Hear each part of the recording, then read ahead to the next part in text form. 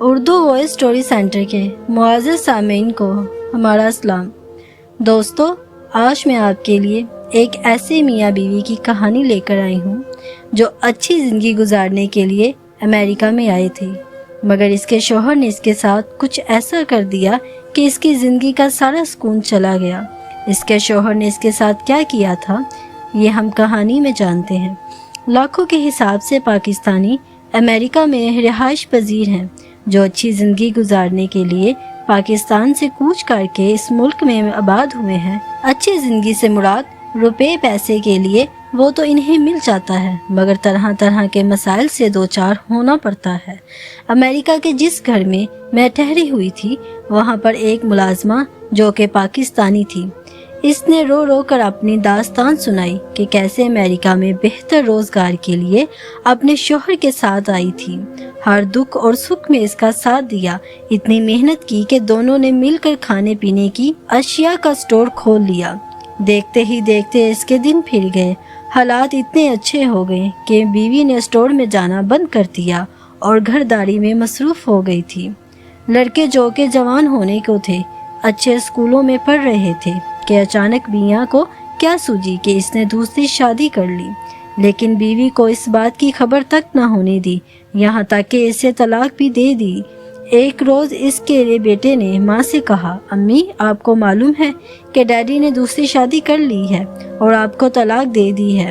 یہ سن کر اس خاتون کے ہوش جاتے رہے۔ جانچ پڑتال کی تو واقعی اس کے شوہر نے اسے طلاق دے دی تھی۔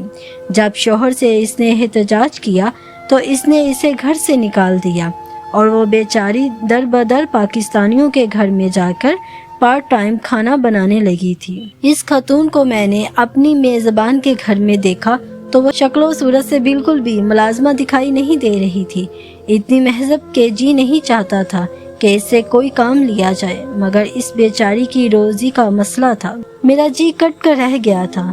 میں نے اس سے پوچھا، جب اس نے دوسری شادی کی تھی تو ہمیں یہاں کی انتظامیہ سے مدد لینی چاہیے تھی، یہاں کے قانون کے مطابق آدھا حصہ ہمیں مل جانا تھا۔ وہ آنکھوں میں آنسو بھرتے ہوئے گویا ہوئی، اس شخص نے اتنی مہلت ہی نہیں دی کہ میں یہاں کی انتظامیہ کو بتا سکتی۔ بے یارو مددگار بچوں سمیت الگ پاکستانی گھر میں پناہ لینے پر مجبور ہو۔ مجھے تو نکال دیا تھا، مگر بچوں کو بھی اپنے پاس نہیں رہنے دیا، ان کو بھی میرے ہمراہ گھر سے باہر نکال دیا ہے۔ بچے بیچارے اس قابل نہیں کہ کچھ کما سکے، میں محنت مزدوری کر کے ان کو پڑھا رہی ہوں۔ جو ہی کسی قابل ہو جاتے ہیں تو اپنے شوہر پر مقدمہ دائر کر کے اپنا حصہ لوں گی۔ میرے مالک بہت اچھے ہیں، وہ میرا ساتھ دینے کے لیے تیار ہیں۔ دراصل ان کے 2 چھوٹے بچے ہیں جن کی میں ان کی غیر موجودگی میں دیکھ بھال کرتی ہوں۔ وہ دونوں ملازمت کرتے ہیں۔ انہوں نے مجھ سے وعدہ کیا ہوا ہے کہ میرا حق دلوا کر رہیں گے۔ ٹھیک ہے، حق تو مل جائے گا، مگر شوہر تو ہاتھوں سے نکل گیا ہے۔ واقعی تم ٹھیک کہتی ہو، مگر ایسے شوہر کے پاس رہنے سے علیحدگی ہی اچھی ہے۔ دکھ سکھ میں نے ساتھ دیا ہے اور جب اچھے دن آئے تو خوشحال ہوا تو تم نے نظریں پھیر لی۔ ایسے لوگوں کو ضرور سزا ملنی چاہیے۔ تم اپنے مالک سے التجا کرتی رہو اور مقدمہ ابھی دائر کرو۔ پرانی بات ہو گئی تو ہو سکتا ہے تمہاری سنوائی نہ ہو۔ میری اس بات سے وہ دکھ بھرے لہجے سے بولی، میں ضرور مقدمہ کروں گی۔ کاش میاں پر بھی میں کڑی نظر رکھتی تو آج یہ دن دیکھنا نہ پڑتا۔ جب سٹور اچھا خاصا چل پڑا تو ایک امریکی عورت نے میرے میاں سے التجا کر کے نوکری حاصل کر لی تھی اور سارا وقت وہ شوہر کے ساتھ کام کرنے لگی تھی۔ نہ جانے چھپکے سے انہوں نے شادی رچا لی اور مجھے کانوں کان خبر تک نہ ہوئی۔ آج میں اپنے برے نصیب کو رو رہی ہوں۔ واپس وطن کس منہ سے جاؤں، وہاں میری کتنی بےزتی ہوگی۔ اس کی دکھ بھری باتوں سے میرا جی کٹ کے رہ گیا تھا۔ وہ عورت مظلومہ و مجبور تھی، نہ جانے ایسی کتنی عورتیں مظلوم ہوں گی۔